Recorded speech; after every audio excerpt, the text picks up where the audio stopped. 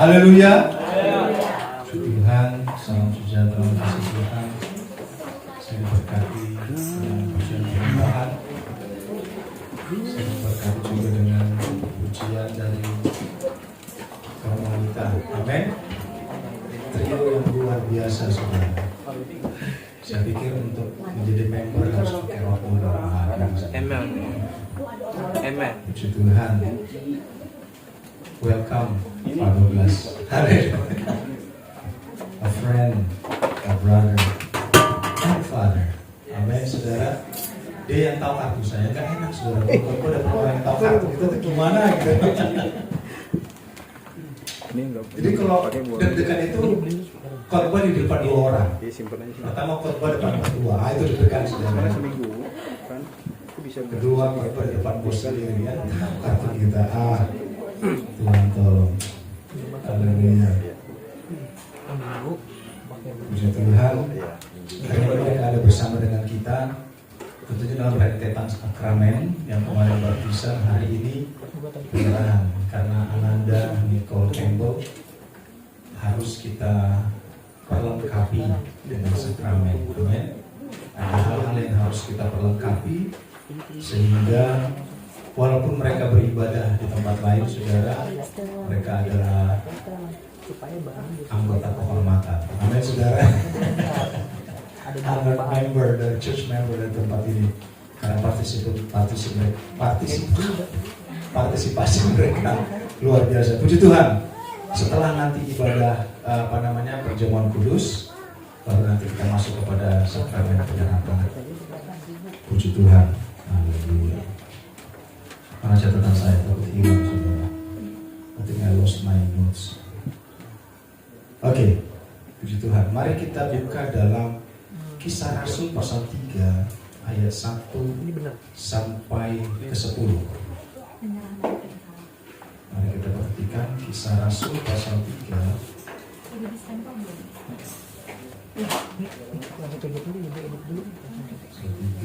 1 sampai 10.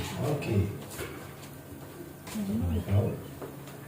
Kita berdiri yuk, kita baca bergantian.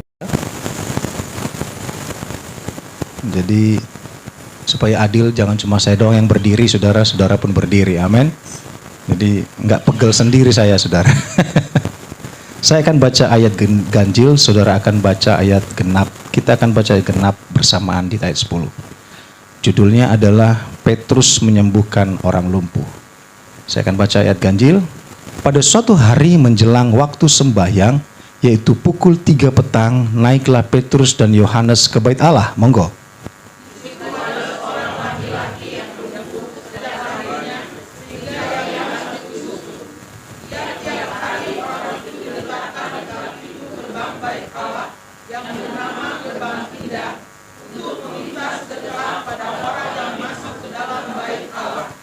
Ketika orang itu melihat bahwa Petrus dan Yohanes hendak masuk ke bait Allah, ia meminta sedekah.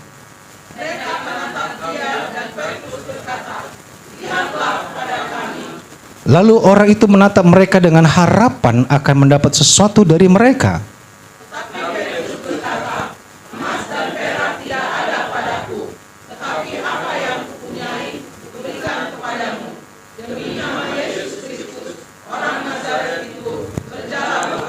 Lalu ia memegang tangan kanan orang itu dan membantu dia berdiri. Seketika itu juga kuatlah kaki dan mata kaki orang itu.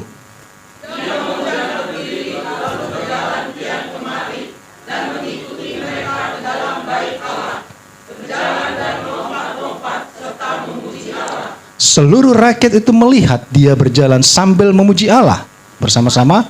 Lalu mereka mengenal dia sebagai orang yang biasanya duduk meminta sedekah di gerbang indah bait Allah, sehingga mereka takjub dan tercengang tentang apa yang telah terjadi padanya. Puji Tuhan, silakan duduk, saudara. Ini satu bagian di mana Rasul Petrus dan Rasul Yohanes, saudara, berjalan ke bait Allah. Satu kejadian di mana Apostle Paul and Apostle John came to the temple of God. Saya coba lihat lagi. Now Peter and John went up together into the temple at the hour of prayer, being in the neat floor. Hour. Jadi kalau dalam terjemahan bahasa Indonesia dikatakan pada jam 3 petang, tapi dalam terjemahan bahasa Inggris dikatakan at the noon hour. Ada perbedaan, ya. Kok beda bahasa Indonesia dengan bahasa Inggris? Saudara, jam 3 petang terjemahan bahasa Indonesia, jam 9 atau jam yang ke-9, bukan jam 9. Jam yang ke-9, the noon hour, itu King James. Karena waktu itu saudara, hari yang baru itu dimulai dari jam 6 pagi. Jadi hari baru itu jam 6 pagi di zaman itu. Welcome Om Dunov, haleluya. Dari jam 6 pagi, sehingga kalau kita hitung jam 6 pagi ke jam 3 sore itu berapa jam? 9 jam. Atau the noon hour, jam yang ke-9. Kenapa saudara? Dua rasul ini naik ke bait Allah pada jam 3 sore. Karena memang etika Yahudi mengikut zaman Daniel. They're following the pattern of Prophet Daniel. That Daniel came to the temple of God. 3 times a day they pray. 3 kali sehari orang Yahudi harus naik ke bait Allah untuk berdoa. Ya, saya tidak tahu apakah ini menjadi acuan dari tetangga kita sehingga mereka 5 kali, tapi 3 kali bangsa Yahudi itu berdoa naik ke bait Allah. And now Peter and John went up together into the temple at the hour of prayer, being the noon floor. Mereka bersama-sama datang pada jam 3 sore. Saya nggak tahu apakah kita punya jam-jam doa, tetapi saudara, ini etika Yahudi, cara Yahudi. Dan dikatakan lanjut saudara, di situ ada seorang laki-laki yang lumpuh sejak lahirnya, sehingga ia harus diusung tiap-tiap hari. Orang itu diletakkan dekat pintu gerbang bait Allah yang bernama Gerbang Indah untuk meminta sedekah kepada orang yang masuk ke dalam bait Allah. A certain man lame from birth. Dari lahir itu orang sudah lumpuh, saudara. Ya, saya mau katakan ini adalah bagian dari sign of the apostles. Ini adalah bagian dari mujizat yang dilakukan oleh para rasul. Pemberitaan firman Allah, saudara, pada zaman itu mengalami banyak sekali perubahan. Saya mau katakan bahwa kitab Kisah Rasul ini adalah masa transisi dari Injil Matius, Markus, Lukas, Yohanes. Kisah Rasul adalah masa transisi. Masa transisi dari Yahudi ke Yunani. Masa transisi pemberitaan firman dari Yahudi ke Yunani. The book of Acts is the transition book from preaching to the Jews and now to the Gentiles. Kepada dari Yahudi kepada Yunani. Kitab Kisah Para Rasul juga adalah masa transisi dari Rasul Paulus dari Rasul Petrus kepada Rasul Paulus. Kitab Kisah Rasul ini juga adalah masa transisi. Konsentrasi Allah berubah dari sebuah bangsa Israel ribuan tahun diselamatkan, dikhotbahin. Sekarang itu masa transisi kepada individual. Jadi perjanjian lama berbicara tentang bagaimana Allah berbicara kepada suatu bangsa. The entire Old Testament, God is speaking to whole nation, seluruh bangsa Israel. Tetapi Kisah Rasul ada transisi di mana Allah tidak lagi berbicara kepada seluruh bangsa, tapi dia berbicara kepada individu. Amin, saudara. Jadi misi penyelamatan Allah bukan lagi misi penyelamatan kepada satu bangsa, tapi misi penyelamatan kepada masing-masing orang. Ini kitab Kisah Rasul adalah kitab masa transisi. Dan juga di sini konteksnya Allah tidak lagi berbicara kepada sebuah gereja sinodial, tapi Allah berbicara kepada orang secara gereja personal. Amin. Allah tidak berbicara kepada di bait Allah lagi, tapi Allah berbicara kepada masing-masing orang. Jadi konteksnya sudah berbeda dimulai dari Kisah Rasul. Pada saat pengajaran itu dimulai, saudara, Kisah Rasul dibentangkan, saudara.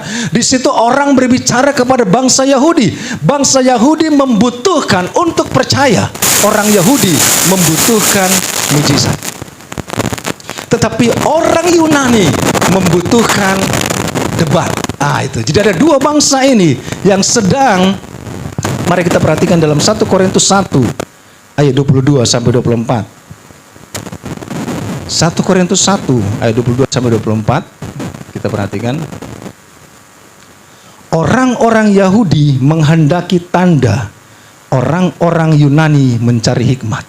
Jadi evangelism, penginjilan waktu itu, orang Yahudi nggak akan percaya Tuhan kalau nggak ada mujizat. Tapi orang Yunani tidak akan percaya Tuhan kalau tidak melalui debat. Gitu. Makanya 1 Yohanes, kitab Yohanes ditulis pada zaman orang-orang berhikmat. Sehingga Rasul Yohanes katakan pada mulanya adalah firman. In the beginning is the word. The word is with God and the word is God himself. Pada mulanya adalah firman. Firman bersama-sama dengan Allah. Dan firman adalah Allah, itu adalah Allah sendiri. Dia yang sudah menjadi manusia. Sehingga siapa yang berani debat kepada firman itu? Mari. Ditantang oleh Rasul Yohanes. Yesus pada saat masih berumur 12 tahun di bait Allah, dia sudah berdebat dengan banyak orang tentang firman. Dan didapati Yesus menang. Amin. Lanjut, 1 Korintus 1:22 tadi. Orang-orang Yahudi menghendaki tanda, orang-orang Yunani mencari hikmat. Tetapi kami memberitakan Kristus yang disalibkan. Untuk orang-orang Yahudi suatu batu sandungan, dan untuk orang-orang bukan Yahudi suatu kebodohan. Tetapi untuk mereka dipanggil baik orang Yahudi maupun orang bukan Yahudi, Kristus adalah kekuatan Allah dan hikmat Allah. Amin, saudara. Ada orang kalau percaya Yesus tunggu mujizat. Ada orang datang ke gereja tunggu mujizat. Ada orang percaya Yesus tunggu berdebat. Ada orang percaya Yesus tunggu dia kalah debat, saudara. Tapi hari ini saya mau katakan, kita tidak memenangkan jiwa lewat debat. Amin. Kita memenangkan jiwa lewat hidup kita. Makanya Yesus katakan, jadilah terang, jadilah garam, jadilah berkat bagi orang. Amin, saudara. Dan ini yang terjadi pada saat Rasul Petrus dan Rasul Yohanes datang ke bait Allah untuk berdoa dalam rutinitas di bait Allah. Itu kesempatan ada mujizat terjadi. Itu kesempatan supaya orang Yahudi melihat.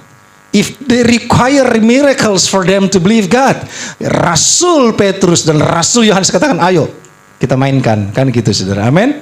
Dan mereka masuk ke bait Allah.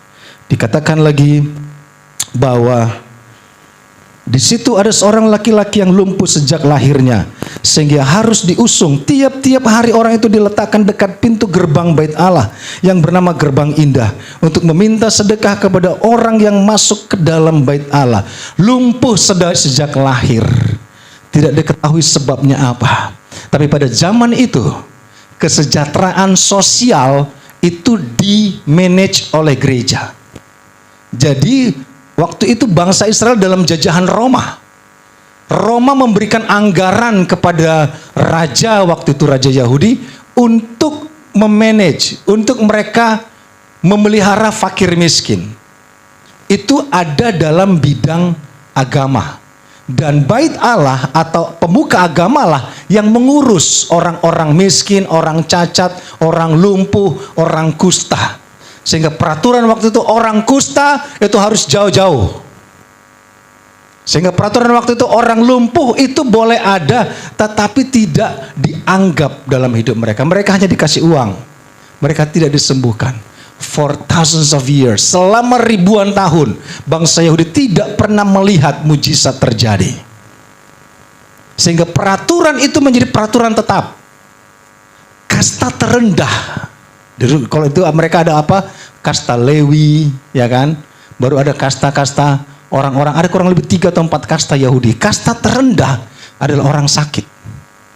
Terlebih orang lumpuh. Nah, orang lumpuh ini ada di bait Allah. Setiap hari ada. 3 kali sehari ada yang antar, saudara. Tidak tahu, saudara, dia diantar untuk tujuan apa. Tetapi bukan untuk tujuan kesembuhan. Karena orang Yahudi nggak pernah percaya dengan mujizat. Sekalipun 40 tahun mereka ada di padang gurun melihat mujizat, tapi mereka tidak pernah percaya. Tetapi pada saat itu Rasul Petrus harus datang. Dia melihat orang lumpuh itu. Saudara, kadang orang lumpuh itu menjadi objek pada saat itu. Jadi objek untuk mereka menerima duit. Karena orang harus bersedekah. Zaman itu keselamatan masih lewat sedekah. Mereka harus kasih, oh iya, dia mendapatkan rasa bahwa dia itu diperkenan Tuhan. Dia melihat, orang lumpuh itu melihat, saudara, dia melihat kedua rasul itu. Dan dikatakan ayat 3 dan 4, ketika orang itu melihat bahwa Petrus dan Yohanes hendak masuk ke bait Allah, ia meminta sedekah. Mereka menatap dia dan Petrus berkata, lihatlah kepada kami. Ini orang lumpuh, saudara, meminta sedekah. Kasta terendah ada di bait Allah. Dia tidak pernah layak masuk ke bait Allah. Karena peraturannya zaman itu orang najis, orang kotor, orang sakit gak boleh masuk ke bait Allah. Mereka hanya pajangan di luar bagi orang-orang yang mau berbelas kasihan kepada seumur hidupnya. Dan dikatakan apa? Mereka masuk ke bait Allah dan orang itu lumpuh itu meminta sedekah. Lalu orang itu menatap kepada mereka dengan harapan akan mendapat sesuatu dari mereka. Jadi memang sudah didesain mentalnya itu meminta sesuatu dari para rasul itu. Sekalipun sebenarnya orang lumpuh itu sudah mendapatkan sedekah dari organisasi atau dari bait Allah, dari pengurus bait Allah, karena memang itu menjadi urusan agama waktu itu. Tetapi dia sepertinya tidak puas, dia harus duduk di situ dan meminta-minta seumur hidupnya. Sehingga tetapi Petrus berkata, emas dan perak tidak ada padaku, tetapi apa yang kupunyai kuberikan kepadamu. Demi nama Yesus Kristus orang Nazaret itu, berjalanlah. Amin, saudara. Petrus dan Yohanes berkata, emas dan perak, silver and gold I don't have. Emas dan perak tidak ada padaku. Banyak orang berpikir solusi semua masalah adalah emas dan perak. Solusi semua persoalan adalah uang. Tetapi saudaraku, Rasul Petrus dan Rasul Yohanes katakan bahwa hari itu solusi semua masalah bukan uang. Sekalipun si pengemis itu mengharapkan uang dari para rasul itu. Kalau ini copet di Medan, saudara, dia pasti bilang, gak peduli. Mau siapapun lewat, pendeta lewat ku copet, katanya saudara.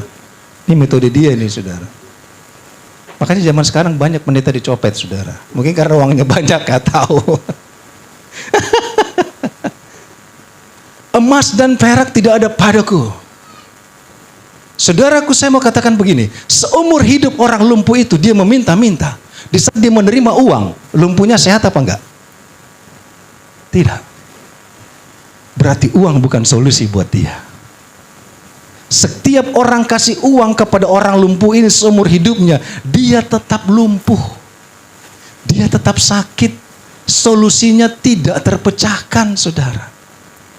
Makanya kadang agak sedih kalau orang lihat di Facebook, hari ini enggak punya uang. Kita punya Yesus, amin. Yesus segalanya bagi kita, amin. Jangan salah, saudara.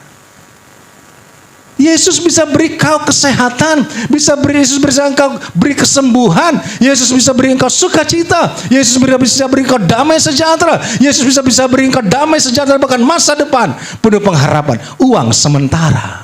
Orang lumpuh itu seumur hidupnya minta uang dan tidak pernah sembuh. Adakah kita berpikir bahwa apa yang kita miliki menjadi solusi dalam hidup kita?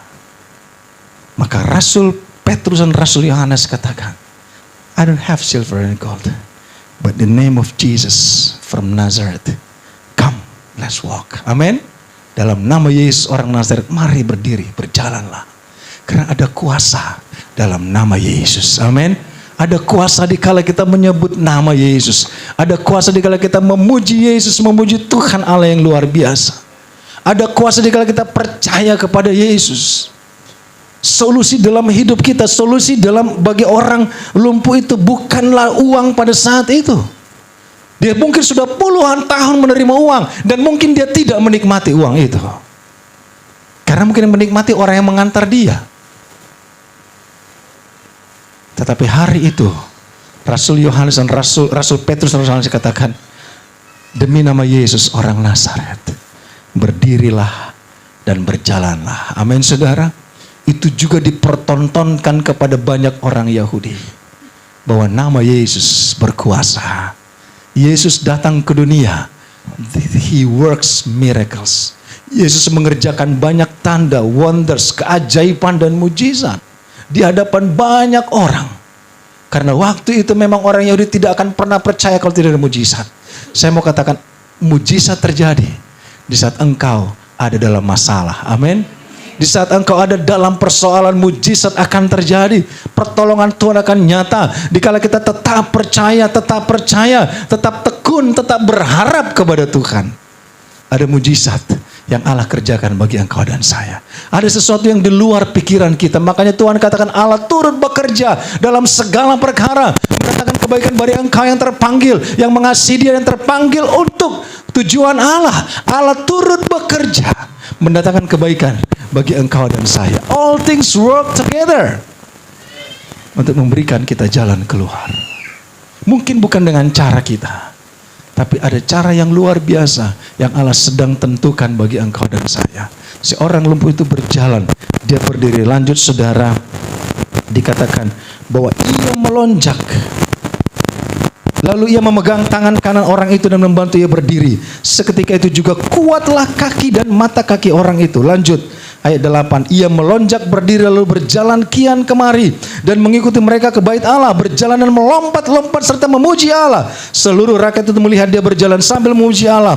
Lalu mereka mengenal dia sebagai orang yang biasanya duduk meminta sedekah di gerbang indah bait Allah, sehingga mereka takjub dan tercengang tentang apa yang telah terjadi padanya. Ia melonjak berdiri lalu berjalan. Hari itu jam 3 sore, waktunya doa sore bagi bangsa Yahudi. Dia berdiri, dia berjalan. Dia tidak kabur, saudara. Dia datang, dia ikut Rasul Petrus dan Rasul Yohanes masuk ke bait Allah. Dia beribadah di dalam. Amin, saudara. Sehingga orang yang di dalam bait Allah itu tercengang.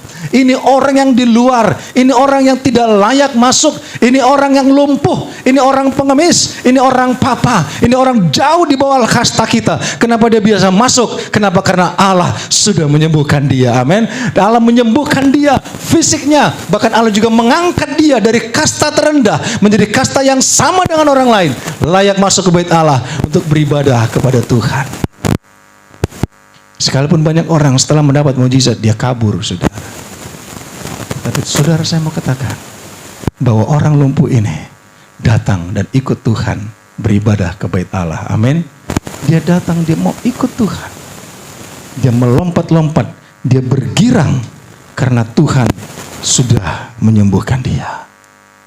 Sekalipun saudaraku dalam kehidupan kita seakan-akan kok enggak ada mujizat, kok enggak ada sesuatu, hidup saya begini-begini saja. Di kepala kita uang adalah solusinya. Kadang kita saudara salah pilih jalan. Tetapi dikala kita tetap percaya kepada Tuhan, mujizat Allah sanggup kerjakan bagi engkau dan saya. Amin, saudara. Bahkan bagi hidup kita, solusi terbaik dari Tuhan dengan cara Tuhan. Amin. Bukan dengan cara kita. Kita sudah dengar firman Tuhan beberapa waktu yang lalu, bagaimana Paulus dan Silas dia dibelenggu di penjara, saudara. Mereka diadili di sidang, tapi dengan cara Tuhan, dengan berdoa, dengan bertekun, dengan tetap percaya, belenggu mereka terlepas dan mereka bebas dari ikatan itu. Amin, saudara. Kadang bukan dengan cara kita, kadang memang harus dengan cara Tuhan. Dengan kita berdoa, pasukan Tuhan bekerja. Maka Tuhan katakan, aku akan berperang menggantikan engkau. Engkau akan diam saja. Amin. Dengan kita berdoa, dengan kita bertekun, dengan kita bernyanyi, dengan kita menyembah, saudara.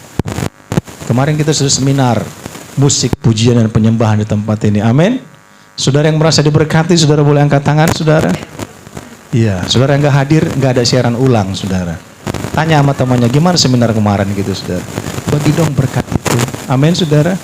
Bagi dong. Karena dengan doa, dengan pujian, dengan penyembahan, ada solusi.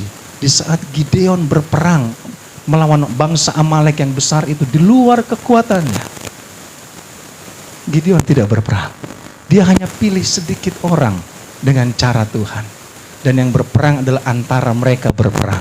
Antara orang Amalek bacok-bacokan. Apa yang dilakukan Gideon, saudara? Firman Tuhan katakan, naikkan pujian kepada Tuhan. Amin. Kok aneh, berperang itu bukannya pakai pedang bacok-bacokan, saudara. Tuhan katakan berperang, nyanyi. Amin. Maka Tuhan akan mengacaukan mereka. Tuhan akan membuat mereka bingung. Tuhan akan membuat mereka bunuh-bunuhan antara mereka. Tuhan akan membuat mereka semakin kacau. Tetapi engkau tetap naikkan pujian kepada Tuhan. Amin. Dengan cara memuji Tuhan. Makanya heran kalau orang ibadah itu gak suka puji Tuhan. Makanya heran kalau orang ibadah itu gak suka menyembah Tuhan. Sementara di sorga kita memuji Tuhan. Amin. Di sorga kita menyembah Tuhan. Di sorga tidak ada seks, saudara. There's no sex in heaven. Di sorga kita beribadah kepada Tuhan. Amin. Di sorga kita memuliakan Tuhan. Makanya saudaraku, di saat orang lumpuh ini, dia menaruh percaya. Yang awalnya dia berharap dia mendapat belas kasihan. Tetapi saudaraku, Rasul Petrus dan Rasul Yohanes katakan, emas dan perak bukan segala-galanya. Tetapi apa yang aku punya, yaitu di dalam nama Yesus, engkau berjalanlah, engkau berdirilah, engkau percayalah. Maka dia mengangkat tangan orang itu, dia berdiri, berjalan, dia mendapat kesembuhan. Amin. Dia menjadi orang normal, dia menjadi sama dengan orang lain. Dia datang beribadah, dia memuliakan Tuhan, dia bersyukur kepada Tuhan. Dia karena dia tahu hidupnya itu karena kebaikan Tuhan. Karena dia tahu hidupnya karena kasih karunia Allah. Hidupnya adalah karena anugerah yang Allah Tuhan sudah percayakan bagi kita. Banyak ini orang lumpuh berjalan beribadah, saudara. Banyak orang, maaf saudara, sehat jadi lumpuh karena nggak beribadah. Ini yang berbahaya, saudara. Kita hidup karena anugerah Allah. Bawa hidupmu, persembahkan tubuhmu. Kita sudah belajar, persembahkan tubuhmu sebagai persembahan yang hidup, yang kudus dan yang berkenan kepada Tuhan. Hidup kita Tuhan punya, amin. Hidup kita anugerah Allah. Mari kita beribadah, mari kita datang kepada Tuhan. Kita bukan orang kudus, saudara. Saya sering katakan kita bukan orang kudus. Saya itu orang Medan, saudara, bukan orang kudus. Amin. Om Dunov orang Manado, saudara. Siapa lagi? Bung Andi itu Bika Ambon. Orang Ambon tapi lama di Medan gitu, saudara. Jadi jauh dari orang kudus, jauh, saudara. Tetapi Tuhan yang menguduskan kita, amin. Tuhan yang melayakkan kita. Tuhan yang menyucikan kita dari segala kehidupan kita. Kita tidak bisa menguduskan kita. Kita tidak bisa menyucikan kita. Kita tidak bisa membuat diri kita itu menjadi kudus, nggak bisa, saudara. Apapun yang kita lakukan, Tuhanlah yang membuat engkau dan saya kudus. Amin. Tuhan yang membuat saya, engkau dan saya berlayak di hadapan Tuhan. Maka orang ini mendapat kesembuhan. The name of Jesus. Ada mujizat. Yesus datang membawa banyak perubahan. Amin. Yesus datang menyatakan bahwa dia adalah Allah. Satu ayat saya ingin perhatikan kita bersama-sama, saudara. Di mana dia? Coba saya lihat catatan saya.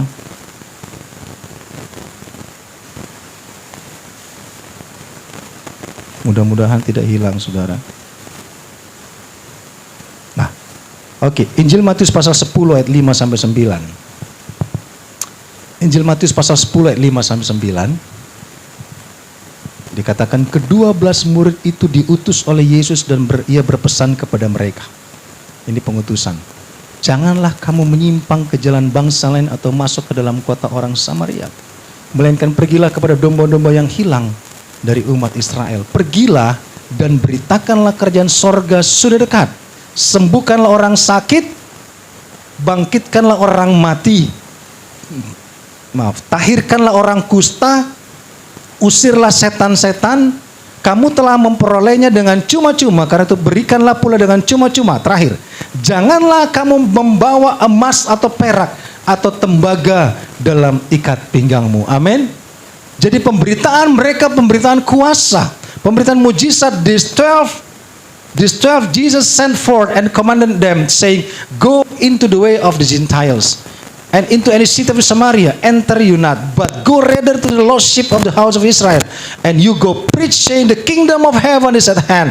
Heal the sick, cleanse the lepers, raise the dead, cast out devils. Freely you have received, freely give. Provide neither gold nor silver nor brass in your purses. Artinya solusinya pada zaman itu bukan harta kekayaan. Solusinya adalah doa. Solusinya adalah mujizat. Ada mujizat terjadi, orang sakit disembuhkan, orang yang kusta ditahirkan. Bahkan dikatakan bahwa pemberitaan kerajaan Allah sudah dekat. Bahkan dikatakan lagi apa saudara, orang mati pun bisa dibangkitkan. Amin. Karena mujizat, karena kuasa Yesus. Kita mengalami banyak persoalan dalam hidup kita. Mungkin seakan-akan di luar kemampuan kita. Tetapi percayalah, dikala engkau tetap ada di dalam Yesus, Tuhan sanggup menolong membela engkau. Bukan dengan cara kita, tapi dengan cara Tuhan. Amin. Lebih elok dengan cara Tuhan. Kita terus berdoa, kita terus percaya. Jesus is enough. Yesus cukup bagi engkau dan saya. Jangan lagi berteriak kau nggak punya uang, saudara. Engkau punya Yesus. Jangan permalukan Yesus di hadapan dunia. Permuliakan Yesus di hadapan dunia. Amin. Ini yang menjadi iman kita. Sebelum kita bangkit berdiri, saudara.